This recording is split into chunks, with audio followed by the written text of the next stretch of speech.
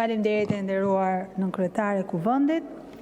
Në fakt, po, ne do ta votojmë pro dhe do ta miratojmë, sepse bëjmë çdo përpjekje për t'i ardhur sadopak në ndihmë personave me aftësi të kufizuar, në këtë rast të kësaj marrëveshjeve, personat e verbër ose me vështirësi në shikim.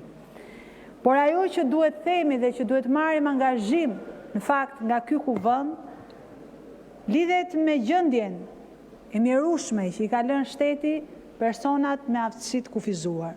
Nuk është arritje të bësh një aktivitet në ditën botërore, siç tha kolegja, bëm një aktivitet shumë të bukur, dëgjuam njërin që recitonte apo tjetrin.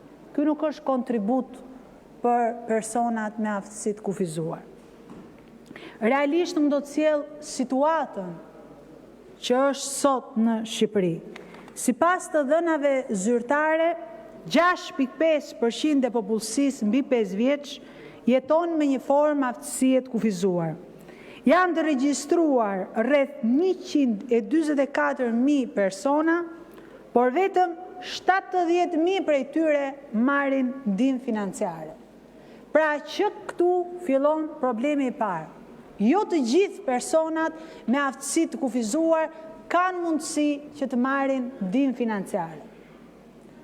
Unë do t'i referohem të dhënave zyrtare, të cilat fatmirësisht ka njerëz që janë avokat të mirëfillt të drejtave të personave me aftësi të kufizuar, dhe një nga këto është zonja Emanuela Pepkola, e cila advokon gjithë kohën dhe na bën dhe ne të tjerët që të reagojmë kur njihemi përballë fakteve dhe shifrave tragjike realisht për atë që nuk bën shteti shqiptar.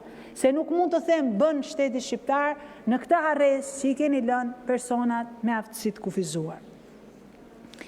Më shumë se 55% e këtyre personave janë në rrezik varfërie dhe përjashtimi social.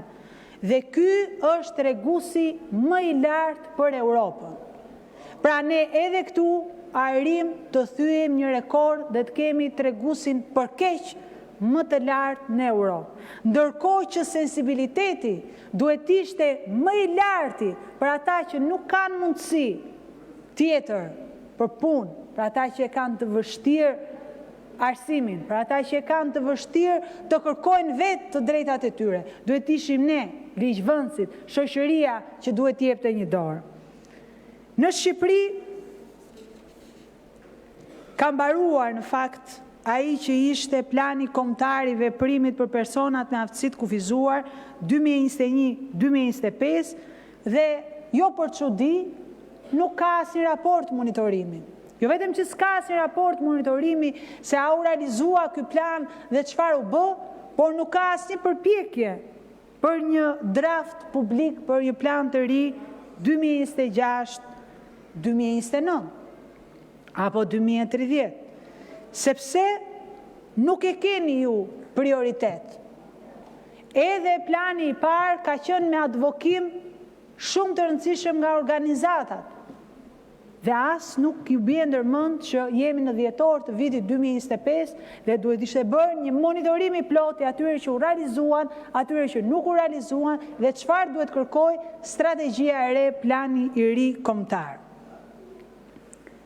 Ndërkohë për sa i përket arsimit, sepse dua të përqendrohem posaçërisht tek arsimi.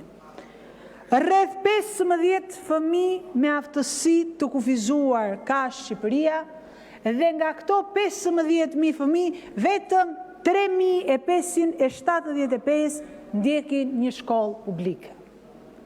Pra ju e kuptoni se çfarë shërbimesh i ofroni. Vetëm 25% e shkollave janë fizikisht të aksesueshme.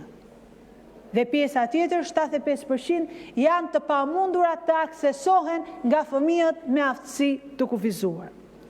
Mungojnë materialet e përshtatura, mungojnë programet ndihmëse, mungojnë trajnimet për mësuesët që do të merren me këta fëmijë me aftësi të kufizuara. Punësimi i tyre mbetet minimal, pavarësisht se duhet ketë kuota ligjore. Dhe këtu as nuk zbatohet ligji dhe as nuk i keni prioritet. Arsimi profesional apo programet e aftësimit për punësim janë tërësisht të kufizuara për personat me aftësi të kufizuara. Vendet e punës nuk janë të adoptuara dhe nuk monitorohen nëse zbatohet ligji për ta. Nëse doni të flasim për transportin publik, autobusat dhe stacionet janë tërësisht të paaksesueshme. Ndërtesat dhe hapësirat publike shkelin standardet. Gjithçka që duhet ishte informacion publik do duhet kishte dhe gjuhën e shenjave dhe formate alternative. Nuk e ka në Shqipëri. Pra nëse flisni për standarde, keni parasysh që standardet nuk janë thjesht dhe vetëm një marrëveshje e miratuar nga kuvendi, por janë para, fonde publike që duhet vjen në dispozicion të këtyre personave. Nuk mund të thuar se bën për ta kur jep një pension nga 5.000 lek në 6.000 lek të reja, që është e pa dëgjuar, dhe ndaj ju nuk pranoni që të vini minimumin jetik. Nuk pranoni të vini minimumin jetik se nuk do të kishte më në Shqipëri pagesa për paaftësinë, pagesa për ndihmë ekonomike, pagesat për njerëzit me aftësi të kufizuara nën minimumin jetik. Sot ju jeni duke i rënë në qafë, sot ju jeni duke i dhënë lëmosh, por nën minimumin jetik. Në qoftë se ky parlament do të kishte dinjitetin për të vendosur minimumin jetik, askush nuk do të merrte më pak se 200 euro. Ata që sot marrin 50.000 lekë të vjetra, 60.000 lekë të vjetra, 70.000 lekë të vjetra. Dhe se si mund të jetojnë me dinjitet, o më falë, se si mund të mbijetojnë, se të jetosh me dinjitet do shumë më shumë se sa aq, po se si mund të mbijetojnë, kjo bëhet e pa mundur. Po sigurisht që nuk është shqetësimi juaj. Edhe pagesën për shërbimin e kujdestarisë e përfitojnë vetëm 1 në 4 persona të cilat kujdesen për persona me aftësi të kufizuar. Dhe përsëri, ky nuk është shqetësimi juaj. Për sa i përket procedurave që shteti ka vendosur për atë të famshmin komision i cili vendos për dhënien e pensionit kempeve, është tragjike.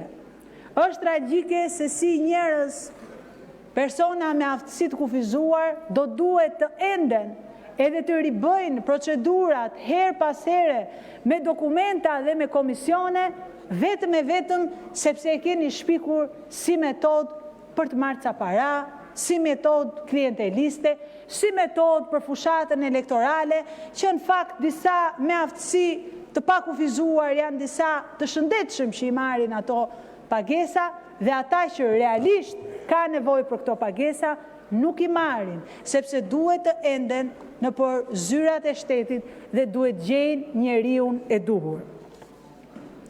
Ndërkohë,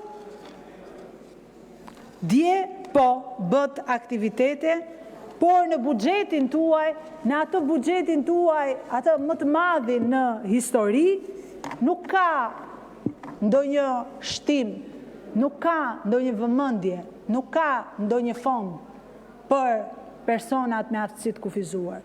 Biles as ky kuvend nuk i dëgjoj organizatat që merren pikërisht me persona me aftësi të kufizuar për t'i dhënë mundësinë për të shprehur për buxhetin, për fondet, për problematikat e tyre, sepse nuk i keni prioritet. Kur vjen puna që të dëgjoni klient, oligark, njerëz të pasur, njerëz që do duhet marrë një llokëm të Shqipërisë, për ata keni gjithmonë kohë, për ata kuvendi është i hapur dhe dëgjon. Ndaj, kur të miratoni këtë traktat, mendoni se çfarë duhet të bëjmë si ligjvënës për të mirën e personave me aftësi të kufizuar. Dhe gjëja e parë që ne duhet bëjmë është, edhe për gjithë qytetarët në fakt, është miratimi i minimumit jetik, që askush të mos marri një pension, një pagesë, një ndihmë ekonomike nën minimumin jetik për të jetuar me sadopak dinjitet në këtë Shqipëri.